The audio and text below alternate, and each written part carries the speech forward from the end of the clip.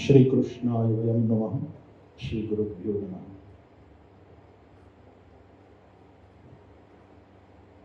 સાંજનું ટાણું, ચાલર ટાણું એટલે નિરાતનો વખત.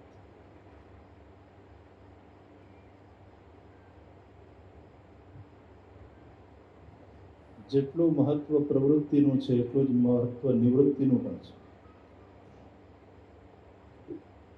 પ્રકૃતિમાં પણ કોઈ વસ્તુ એક ધારી નથી ચાલતી. એક ધારું ચોમાસું નથી આવતું, એક ધારો ઉનાળો નથી હોતો, એક ધારો શિયાળો નથી હોતો. આપણો મૂળ પણ ક્યાં એક ધારો રહે છે?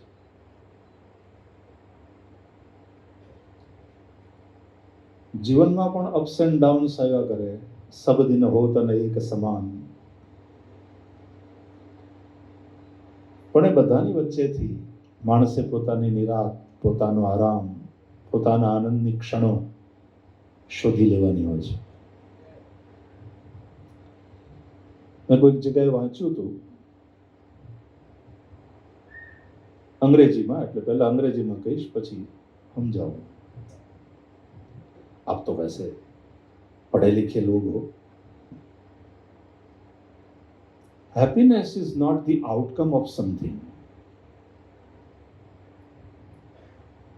It should be your resolution.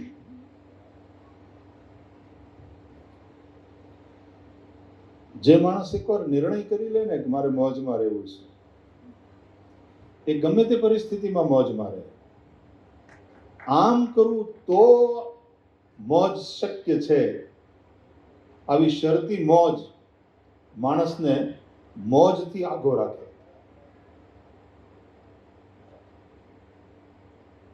તખતનભાઈનું જ છે ને, મોજમાં રહેવું, મોજમાં રહેવું, મોજમાં રહેવું રહે. અગમ અગોચર અલખ ધણીની ખોજમાં રહેવું રહે. અને એ જે રિઝોલ્યુશન હોય, આપણો જે નિર્ણય હોય, આપણો જે સંકલ્પ હોય, પર કેપિટા ઇન્કમની સાથે સાથે હવે પર કેપિટા હેપીનેસ એનું મહત્વ વધતું જાય છે વિશ્વમાં. અને ફિનલેન્ડ જેવા દેશો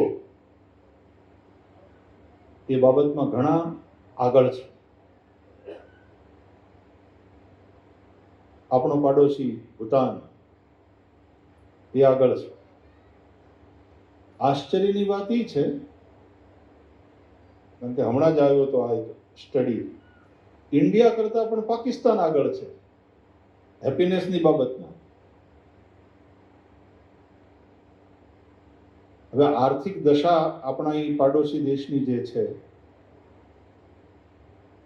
ત્યાંની લોકતાંત્રિક વ્યવસ્થા જે ગડબડ ચાલી રહી છે, આપણે જાણીએ છીએ, દુનિયા આખી જાણે છે.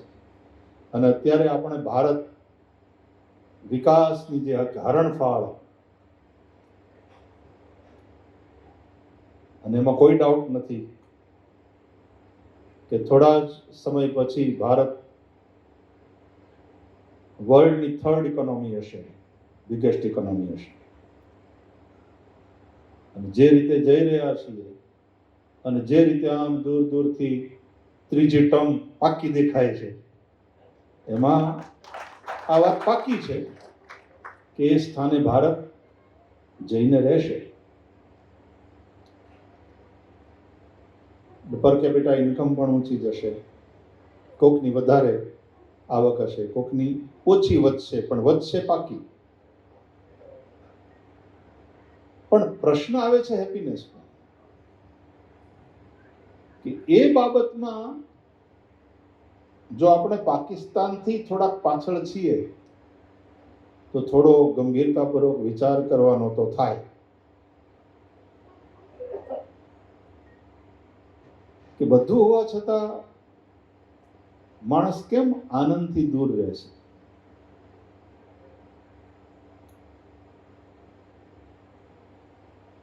એક કારણ તો એ હોય, સ્વભાવ ફરિયાદી થઈ ગયો હોય.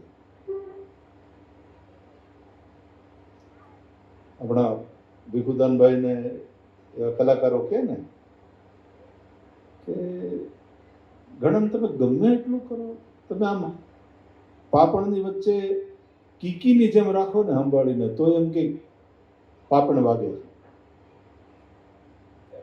પલકારાની વચ્ચે રાખો એટલે જેનું માનસ ફરિયાદી થઈ ગયું છે એને ગમે તે રીતે રાખો. એટલે એમ કે ને કે ભાઈ હવે ઉનાળો ચાલુ થયો તો મર્યા, બહુ ગરમી પડે, સહન ન થાય. પછી એમ કે પછી ચોમાસું, તો કે અરે જ્યાં જાય ત્યાં કીચડ કીચડ, બહાર નીકળ્યું થાય નહીં, ભેજવાળું વાતાવરણ, મારે તો તબિયત બગડી જાય. પછી કે શિયાળો, અરે જે ટાઢ પડે, જે ટાઢ પડે. એટલે પછી ભીખુદાનભાઈનો આ બહુ સરસ છે કે ઉનાળો આવ્યો તક તો મર્યા, ચોમાસું આવ્યું તક તો મર્યા, શિયાળો આવ્યો તક તો મર્યા. તો તને રાખવું ક્યાં? આ ત્રણ જ તો ઋતુ છે. તો નથી લાગતું કે એ જે સ્વભાવ થઈ ગયો હતો એને ગમે તે પરિસ્થિતિમાં તમે રાખશો, you will not be happy person. અને આપણે તો સાંજના ઝાલર ટાણે મંદિરમાં જનારા, ભગવાનને પગે લાગી અનેક વિશ્વાસ સાથે કહેનારા, હું હરિનો, હરિ છે મમ રક્ષક, એહ ભરોસો જાય નહીં, જે હરિ કરશે તે મમ હિતનું, એ નિશ્ચય બદલાય નહીં.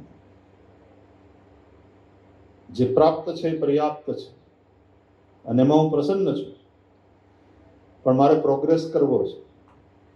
વિકાસની મારી યાત્રા અટકી ના જાય. શું કામ? मेरे शरीर में दमखम है, मन में संकल्प शक्ति हो. Growth is life. ઝાડવાય વધતા રહે છે, માણસ ન વધે. ઉંમરમાં તો પડ્યા પડ્યા વધે, પથારીમાં પડ્યા પડ્યા, ઉંમર તો વધે, પણ એનું જ્ઞાન વધે, એનો અનુભવ વધે. અને તો વધે કે જો સમાજની વચ્ચે રહે, સતત સંઘર્ષ કરે અને ભગવાનમાં પૂરો ભરોસો રાખે, તો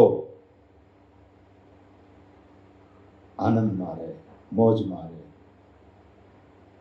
તો નિરાત નું ટાણું, ધરતીનો છેડો ઘર એમ કહીએ ને, બધેથી ફરીને પાછા ઘેર આવી એટલે હાશ થાય, વળી પાછું કામે લાગવાનું. બે પેડલ હોય ને એટલે સાયકલ ગતિ પકડે, અને એક પેડલ નીચું જાય ત્યારે ઓલી બાજુનું ઊંચું હોય અને એને દબાવો અને હેઠું કરો તો આ ઊંચું આવવાનું છે. એમ ને એમ સાયકલ ગતિ પકડે એટલે દિવસ ને રાત, સુવિધા અને તકલીફ, સમસ્યાઓ અને સમાધાન, પેડલ મારતા રહેવાના. એમાં જ સાયકલ આગળ વધે. બે વસ્તુ આપણે ધ્યાન રાખવાની, એક તો બેલેન્સ કાયમ ટકી રહેવું જોઈએ સાયકલ ચલાવતી વખતે, અને બીજી વસ્તુ કે દિશા ચૂકાઈ ન જવી જોઈએ. તો ધાર્યું હોય ત્યાં ભોગી જવાય. વજુભાઈ એનું કામ છાંયો કરવાનું છે.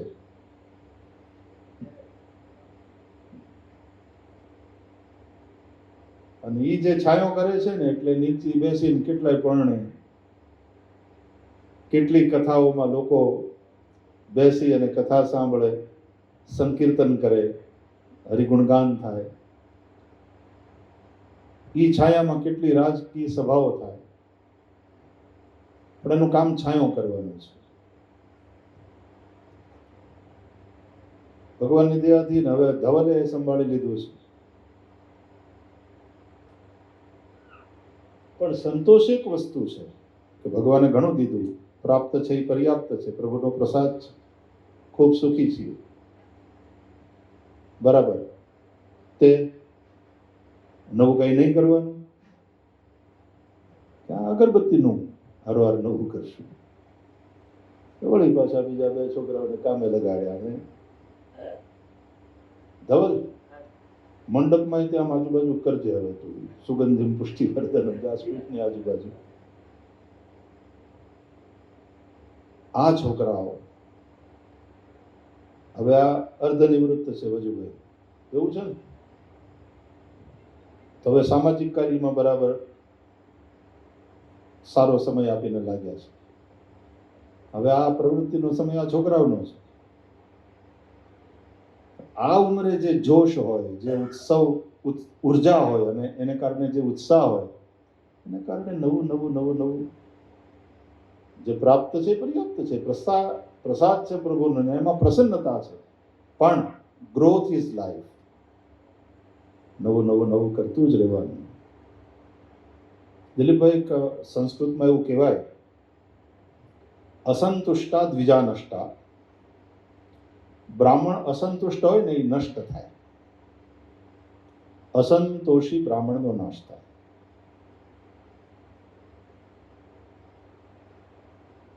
પણ રાજા કે સરકારમાં જે પણ આપણા વડા હોય એ સંતોષી હોય તો નષ્ટ થાય, તો દેશ નષ્ટ થાય. એટલે રાજા, આપણા મુખ્યમંત્રી કે આપણા પ્રધાનમંત્રી કે કોઈ પણ ખાતાના મંત્રી એ અસંતુષ્ટ હોવા જોઈએ કે ના, હજી આનાથી સંતોષ નથી, હજી વધારે કરવું છે, હજી વધારે કરવાની જરૂર છે, હજી પ્રજાનું જીવન ધોરણ ઓર ઉપર આવે એ માટે પુરુષાર્થ કરવો છે, હજી દેશને આ જગ્યાએ લઈ જવો છે. નેક્સ્ટ ટાર્ગેટ જો 3 નંબરની ઇકોનોમી બનવાનો હોય તો ભારત 3 નંબરે પહોંચી શકતું એમ હડહડાટ કરીને આગળ નીકળી જઈને તો 1 નંબર ઉપર પણ હું કામ ન પહોંચે?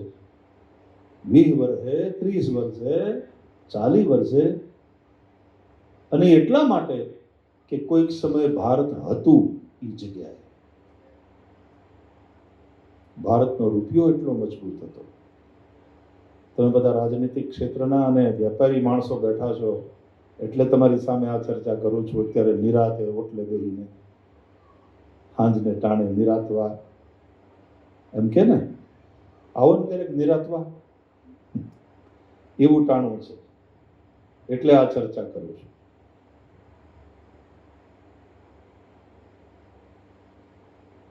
શું કામ કોલંબસ જેવા બધા ઇન્ડિયાને શોધવા નીકળેલા ભૂલા પડી જાય ને ક્યાંક બીજે ઠેકાણે પહોંચી જાય? ઈસ્ટ આફ્રિકાના કિનારે પહોંચેલો એને ભારતીય માલમ રસ્તો બતાવીને ભારત લઈ આવ્યો. ત્યાં સુધી વાણ બધા દેશ દેશાવર જાતા था. सोने की चिड़िया ऐसे ही नहीं कहा जाता था भारत को. भारत रहा है सोने की चिड़िया. અહીંયાની સમૃદ્ધિ અને જે સમયે આર્થિક સમૃદ્ધિની ટોચે બેઠું હતું ભારત, એ જ વખતે આધ્યાત્મિક દર્શન શાસ્ત્રો અને એ આધ્યાત્મિકતાને કારણે વૈયક્તિક અને સામાજિક જીવનની તંદુરસ્તી, અંદરથી લોકો સુખી, હેપીનેસ, પર કેપિટા હેપીનેસની જે વાત કરીએ, બધું હતું, હારે હારે હાલતું હતું. એટલે સાથે સાથે જ ચાલવું પડશે. પછી એક ખોટી માન્યતા આવી કે આધ્યાત્મિકતા એટલે ભૌતિકતા ની વિરોધી. કાં તમે ભૌતિક છો, કાં તમે આધ્યાત્મિક છો. If you leave your spiritual life, you are away from materialistic life. અને જો તમે મટીરિયલિસ્ટિક લાઈફમાં વધારે છો, યુ આર નોટ સ્પિરિચ્યુઅલ. આ ખોટી ધારણા છે. એટલા માટે કે તમે શરીરનો સ્વીકાર કરો અને આત્માનો સ્વીકાર ન કરો, અથવા તો તમે આત્માને બહુ મહત્વ આપો, આત્માનો સ્વીકાર કરો, પણ તમે શરીરનો અસ્વીકાર કરો તો જીવન શક્ય છે ખરું? આ બંને વસ્તુ સાથે સાથે ચાલશે. આજે આ એક નવા ઓહરીવાળા મકાનમાં નિરાતે બેહી અને નિરાતે ટાણે આવી થોડીક ચર્ચા એટલા માટે કરી કે આપણો આ દીકરો મને ખૂબ ગમ્યો કે આજે નવું સાહસ શરૂ કરી અને અગરબત્તી કરતો ખરો. કર સુગંધિમ પુષ્ટિવર્ધનમ. આ વાત કથામાં પણ કહી છે કે એકવાર એક ભાઈ આવ્યા 2, 4, 5 કથામાં લગાતાર, અને મુકેશભાઈ તમને કેટલા વર્ષ થયા? 52 ચાલે ને? બસ એવું જ તમારી ઉંમરના જ હતા. તો મને કહ્યું કે ભાઈ શ્રી ભગવાને બહુ આપ્યું છે. હિન્દી ભાષી હતા. ભગવાન બહોત દિયા, બેઠા બેઠા ખાવીએ ને તો પણ 7 પેઢી સુધી ખૂટે નહીં એટલું ભગવાને દીધું છે. એટલે બસ હવે મન થાય છે કે આ બધું મૂકી અને માત્ર કથા સાંભળીએ, તમારી સાથે આવીએ, ખૂબ આનંદ આવે, તમારી હારે રહેવું છે સેવામાં. એટલે એની એ ભક્તિ, એની ભાવના જોઈને મને આનંદ આવ્યો. એને પૂછ્યું કેટલા વર્ષ થયા? તો પછી 52-55 ની વચ્ચે જ હતા. મેં કીધું એક તો ઓલરેડી મારી પાસે સ્ટાફ પર્યાપ્ત છે, એમાં વધારો કરવાની મને જરૂર નથી લાગતી. ક્યાંક ક્યાંક સેવાની જરૂર હશે ત્યાં બોલાવી લઈશ. પણ 2 વસ્તુ, કે બેઠા બેઠા ખાઈએ તો 7 પેઢી સુધી ખૂટે એમ નથી, ભગવાનની દયા છે, પણ કોઈ દી બેઠા બેઠા ખાવાનો વિચાર કરતો નહીં. જો ખરેખર કથા સાંભળી હોય તો એ વિચાર ક્યારેય કરતો નહીં.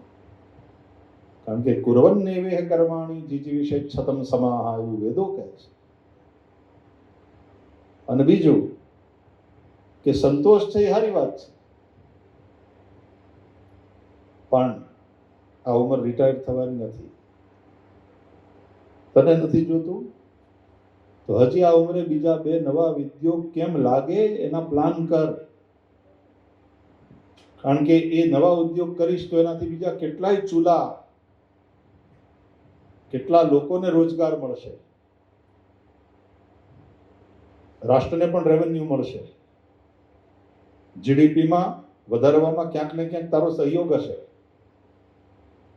અને કેટલા લોકોને તું રોજગાર આપી શકીશ એનો વિચાર કર. આ નિવૃત્તિની ઉંમર નથી. પછી તો લગભગ 1.5 કલાકની ચર્ચા પછી એના મગજમાં વાત ઉતરી, ગ્રોથ ઇઝ લાઈફ. નહીં તો ઘણીવાર આપણો સંતોષ પણ વિકૃત સંતોષ, એવો સંતોષ ન હોવો જોઈએ જે તમને અકર્મણ્ય કરી નાખે. અકર્મણ્યતા, સંતોષ એટલે અકર્મણ્યતા નહીં. કુર્વન્નેવેહ કર્માણિ, ભગવાન શ્રી કૃષ્ણ તો ગીતામાં માતે સંગોસ્ત્વ કર્મણિ આવું કહી અને ઠોકીને કહે છે કે ક્યારે અકર્મણ્યતાને તો જીવનમાં આવવા જ નથી. ખાસ કરીને જયવંતભાઈ પણ બેઠા છે. કેટલા વર્ષ થયા જયવંતભાઈ કથાને? 6 વર્ષ થઈ ગયા. હજી હમણાં 2 વર્ષ પહેલા થઈ હોય એટલી તાજી છે.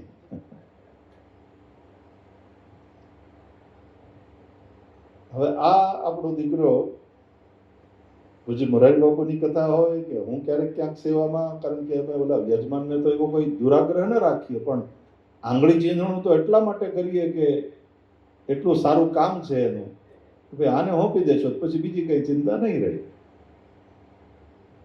અને એનું કામ એટલી નિષ્ઠાથી કરે છે. સ્વકર્મણા તમભ્યર્ચ સિદ્ધિમ વિંદતિ માનવ. ગીતાનો પાઠ કરવો એક વસ્તુ છે, અને ગીતાને જીવવાનો પ્રયાસ કરવો એ બીજી વસ્તુ છે. હું મારું શ્રેષ્ઠ આપવાની ભાવના રાખું. મને જે મળશે, મને પહેલા મારા કામથી સંતોષ થવો જોઈએ અને સામેવાળાને સંતોષ થવો જોઈએ. એ મુખ્ય વસ્તુ છે કર્મનું ફળ. અને મોનેટરી ટર્મમાં જે મળે એ પણ ફળ છે, પણ એ સેકન્ડરી છે. વજુભાઈના વખતથી આ એક પરંપરા ચાલી આવે છે. અને વજુભાઈનો મારા સંપર્કમાં જે પહેલી વાર આવ્યા, કેટલા વર્ષ થયા વજુભાઈ દારીની કથા? 2007. અમારા બ્રાહ્મણોની કથા. પહેલી જ કથામાં હમણે સેવા કરી કે કરવી પડી, જે કયો તે, मतलब जितना भी मिला उसमें उन्होंने संतोष कर लिया कि भाई બ્રાહ્મણોનું કામ છે. પણ જે કંઈ હોય એનાથી બ્રાહ્મણોના આશીર્વાદ તમને મળ્યા હોય છે. અને પછી અમારે સાંદીપનીમાં ખાસ કરીને નવરાત્રિ દરમિયાન એ એમની સેવા લગાતાર એ કરતા રહ્યા છે. હજી પણ જે કામ સોંપાય એ આવતા રહ્યા છે. મુખ્ય વાત આ જે ભાવના છે, અને પછી શ્રેષ્ઠતમ આપવાની. આજે આટલા વર્ષો થઈ ગયા, ખૂબ સરસ રીતે આ કાર્ય પણ ચાલે છે અગરબત્તીનું. એ સિવાય હા, આપણે મિલ ઉપર ગયા હતા એ. પછી નેક્સ્ટ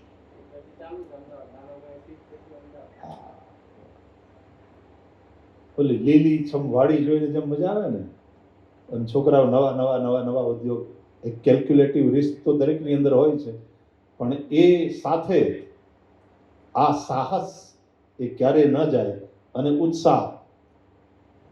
એવા ખૂબ ખૂબ આશીર્વાદ બેટા. આજે અમે સાંજે અહીંયા આ ફળીએ બેસી અને ખૂબ આનંદ થયો. અહીંયા આવીને આપ સૌની સાથે આ સંવાદ કરીને સાથે સાથે કહી દઉં કે प्रजातंत्र पर्व चुनाव समीप है, અને આપણે બધા જ આપણા એ અધિકારનો ઉપયોગ કરીશું તો એ જ પ્રજાતંત્ર પ્રત્યેનું આપણું કર્તવ્ય ગણાશે. એક વ્યક્તિ વોટ નાખવા જાય, ઘણીવાર એમાં આપણે આળહી જાય છે, અને એમ થાય કે હવે હું એકલો નહીં જાઉં તો એનાથી શું ફેર પડી જવા. રાજાએ હુકમ કર્યો કે બધાએ આ ગામના તળાવમાં એક લોટો દૂધ નાખવાનું છે, કમ્પલસરી. આખા ગામે લોટો દૂધ લઈને નીકળવાનું છે, નાખવાનું. રાતે કામ કરવાનું બધાએ મૂંગા. સવાર પડે સરોવર તળાવ દૂધથી ભરાઈ જવું જોઈએ. એટલે પછી બધાએ વિચાર કર્યો કે હવે આખું ગામ નાખે, એમાં એક લોટો મારો નહીં હોય તો શું ફરક પડે. એવું બધાએ વિચાર્યું. સવારે તળાવ ખાલી જ હતું. આવી રીતે ક્યારેય નહીં વિચારવાનું કે હું એક વોટ આપવા ન જવાનું. એ છાપાવાળા મિત્રો અમથા ફોટા છાપે છે કે 99 વર્ષના ડોહીમાં એને આટલા લોકો આમ પકડીને લાવ્યા ઊંચકીને, અને એણે પોતાનો મત આપ્યો. એટલે મત આપવો એ આપણો અધિકાર પણ છે, અને આપણી જે પ્રજાતાંત્રિક વ્યવસ્થા છે એ પ્રત્યેનું આપણું કર્તવ્ય પણ છે.